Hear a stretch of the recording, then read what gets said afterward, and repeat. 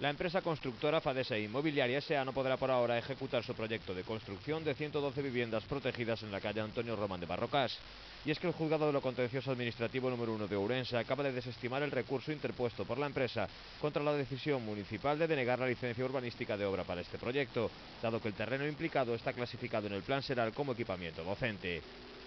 Pese a que la sentencia no es firme, ya que cabe recurso de apelación ante el Tribunal Superior de Justicia de Galicia, la responsable de urbanismo en el Concello de Ourense, la socialista Aurea Soto, se mostraba satisfecha con el fallo judicial, que apoya en primera instancia una moción que presentó en el Concello hace 3 años y medio y que fue suscrita por todos los grupos políticos, dado que la empresa había comenzado a obrar en la parcela, pese a que el Plan Seral de Ordenación Municipal no fijaba su uso como urbanizable, sino como destinado a dependencias escolares.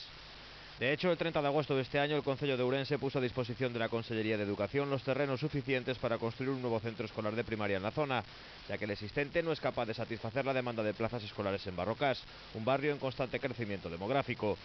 El principal argumento esgrimido por la constructora para defender su recurso se basaba en lo que consideraba un error material en la clasificación del suelo.